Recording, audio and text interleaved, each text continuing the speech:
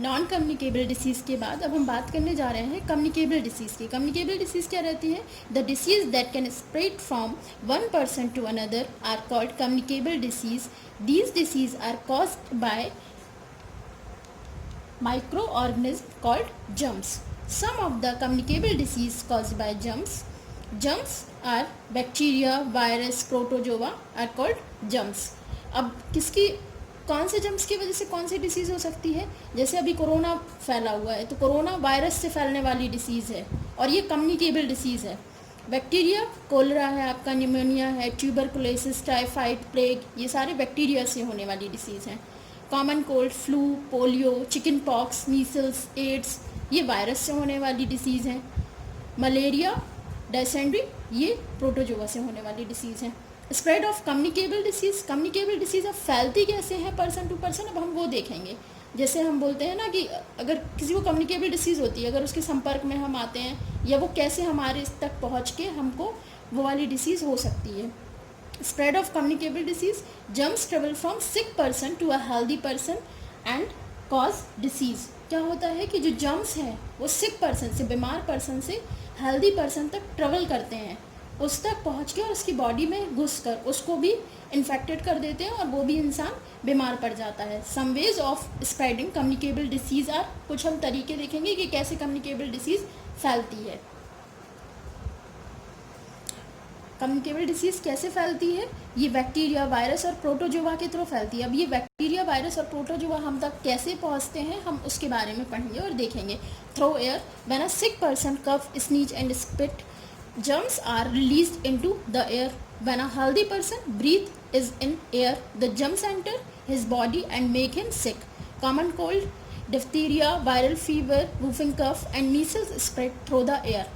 Air के through फैलती हैं। एयर के थ्रू आपने देखा कैसे फैलती हैं? अगर एक सिक पर्सन है, उसको कफ आ रहा है, स्नीज आ रही है, स्पेट, वो कहीं पे थूक रहा है, तो जम्स क्या होते हैं? रिलीज होते हैं, उसकी बॉडी से जम्स निकल के बाहर आए, वो एयर में घूमने लगे। और जब हेल्दी पर्सन उस जगह पे पहुंचा और उसने ब्रीथिंग की, ब्रीथ में दो प्रोसेस होती है, इनहेल और एक्सहेल, मैंने आपको बताया था। ब्रीथ की तो उसके थ्रू, सांस के थ्रू वो जो जर्म्स हैं आपकी बॉडी में इंजेक्ट कर गए, आपकी बॉडी में पहुंच गए और उसके बाद आप बीमार पड़ जाते हो। जैसे अभी बोल रहे हैं कोरोना है, तो कोरोना एयर में हो रहा है, एयर से फैल रहा है। तो एयर से कैसे फैल रहा है? ऐसे नहीं कि एयर में चारों तरफ घूम रहा है, एयर में ऐसे फैल रहा है, अगर आप कोई इंसान को डिसीज़ है और आप उसके पास में जाते हो, तो उसने अगर थूका या कफ आया उसको, तो उसके जो जर्म्स हैं, उसकी बॉडी से जो जर्म्स बाहर निकलेंगे वो हेल्दी पर्सन की बॉडी में पहुंच जाएंगे, तो ऐसे करके बीमार हो जाएंगे। नेक्स्ट इन्फेक्शन कैसे होता है? Through infected food and water. Food and water में get infected with germs when they are not stored properly. Eating infected food and drinking infected water cause disease. Diarrhea, typhoid, jaundice and cholera are the some disease that spread through infected food and water. ये आपने देख लिया। Food and water से भी, अगर food and water में आपके germs हैं और उसको आप खा पी लोगे तो आप बीमार पड़ जाओगे। थ्रू डायरेक्ट कॉन्टैक्ट से अ healthy person can get germs bye coming in contact with an infected person.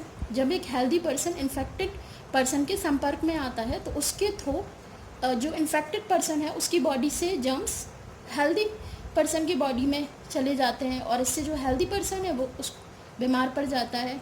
His clothes and other thing use by him, chicken pox, ringworm, whooping cough, measles spread through the direct contact. ये direct contact से एक दूसरे के संपर्क में आने से फैलते हैं।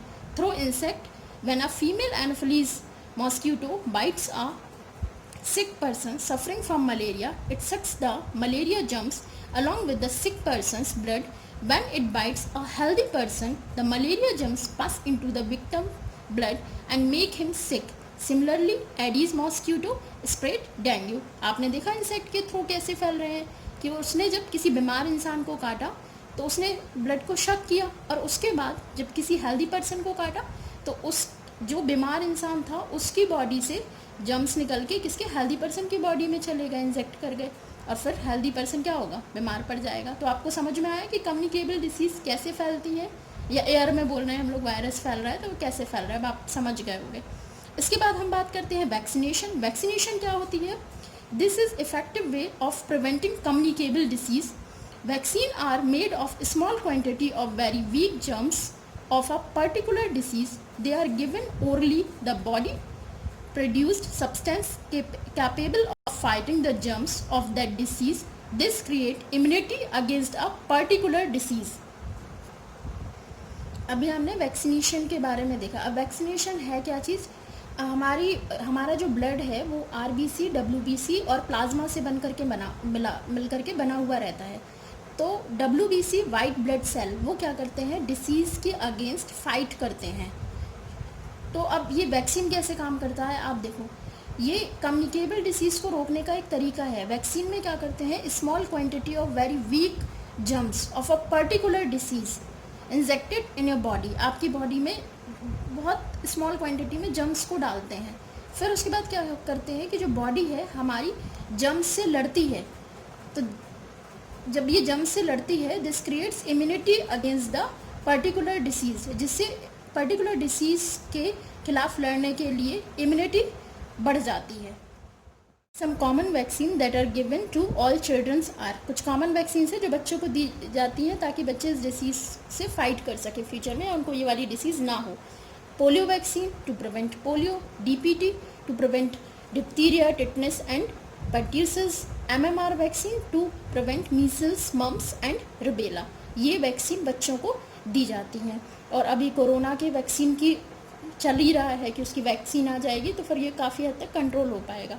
अब इसके बाद हम बात करते हैं हाइजीन. हाइजीन होता है आपका स्वास्थ्य विज्ञान. Hygiene may be defined as a good habits to ensure cleanliness and good health. Proper hygiene help us to prevent disease. अगर हम हाइजीन प्रॉपर मेंटेन रखते हैं तो हम रोक सकते हैं डिसीज़ को होने से. Following are the some step to maintain hygiene. यहाँ पे कुछ स्टेप्स बताए गए हैं कि कैसे हम हाइजीन मेंटेन रख सकते हैं. We should wash our hand with soap and water before eating food and after going to toilet. We should bath daily. हमें डेली नहाना चाहिए. We should brush our teeth twice daily in the morning and before going to sleep in the night. We should cut our nails regularly under the adult supervision. हमें daily अपने nails cut करने चाहिए क्योंकि उसमें बहुत सारी गंदगी भर जाती है. फिर वो माउथ के थ्रू हमारे पेट में जाएगी, फिर उससे आपको पता है बहुत सारी डिसीज़ होगी, जम्स वगैरह पहुंच जाएंगे. Kitchen floor, toilet and bathroom should be clean and disinfected regularly. Our food should be properly covered. Properly ढक करके रखना चाहिए ताकि उसमें जम्स वगैरह ना पहुँचे. We must keep our surrounding clean. We should not throw garbage in the open. Dustbin should be covered. Mosquito wire are in collected water. Water should not be allowed to collect inside old tires, drum, buckets, etc. ऐसे करके हम अपने hygiene को maintain कर सकते हैं और disease को प्रिवेंट कर सकते हैं. और कोरोना से बचने के लिए भी हमें दिन में बहुत सारे बार अपने हाथ को साबुन से धुलना चाहिए, बहुत सफाई से सैनिटाइज करना चाहिए, डेली नहाना चाहिए, आसपास साफ़ सफाई मेंटेन करनी चाहिए कि जम्स हमारे आसपास कहीं पे पनप ही ना पाए. आपको पता है कि गंदगी से ही जम्स होते हैं. Thank you. Have a nice day. Exercise. Regular exercise is essential to remain healthy and fit. Exercise improves our blood circulation and tone up our muscles. Exercise help the nerve system by supplying more oxygen to the brain. Outdoor games like cricket, football, hockey also keep fit. Yoga regular exercise is necessary for good health. आपने देखा कि योगा और अगर हम regular exercise करते हैं तो कैसे हमारे लिए और हमारे हेल्थ के लिए कितना अच्छा रहता है. उससे हमारा नर्व सिस्टम अच्छा रहता है, बॉडी हमारी फिट रहती है, मसल्स हमारी प्रॉपरली वर्क करती हैं, ब्लड सर्कुलेशन अच्छा रहता है. इसलिए हमें डेली क्या करनी चाहिए, exercise. Adequate rest. Daily exercise के साथ प्रॉपरली रेस्ट भी बहुत ज़रूरी है हमारी बॉडी के लिए. Proper rest and sleep relax our muscles and give our body much needed rest for it proper functioning. After having a good rest we feel fresh and ready to work again. To stay healthy an adult need 6 to 8 hours of sleep in a day. Inadequate sleep can make us sick. Staying up late and watching television is a bad habit. तो आपने देखा कि 6 से 8 घंटे की नींद हर किसी के लिए बहुत ज़्यादा ज़रूरी है. अगर हम इससे कम सोते हैं या बहुत ज़्यादा सोते हैं तो वो बैड हैबिट है और फिर हमारी बॉडी को प्रॉपर रेस्ट नहीं मिल पाएगा और हमारी बॉडी प्रॉपर फंक्शन नहीं करेगी, जिससे हमें बहुत सारी डिसीज़ हो सकती हैं. इसके बाद हम बात करते हैं पॉस्चर की। Posture is the position in which we hold our body when we sit, stand and move. Posture body की वो पोजीशन है कि हम कैसे बैठते हैं, खड़े होते हैं और मूव करते हैं। व्हाइल स्टैंडिंग और sitting we must keep our back straight. जब भी हम खड़े होते हैं या बैठते हैं हमें कोशिश करनी चाहिए कि हमारी बैक स्ट्रेट रहे। Leaning forward while reading put extra pressure on our back and eyes. Correct posture give us graceful appearance, while incorrect posture over a long period of time can make us sick. अगर हम incorrect posture में बैठते हैं तो हम बीमार feel करेंगे, सिक feel करेंगे, और अगर हम करेक्ट posture में बैठते हैं तो हमारे बॉडी को हेल्दी फील होगा। इसलिए हमें अपने बॉडी का posture कैसा रखना चाहिए, करेक्ट रखना चाहिए। तो इस लेसन में हमने हेल्थ के बारे में, components of food, disease, types of disease, non communicable disease, communicable disease, hygiene, exercise, adequate rest और पॉस्चर के बारे में पढ़ा और उसके बारे पे पूरी जानकारी दी।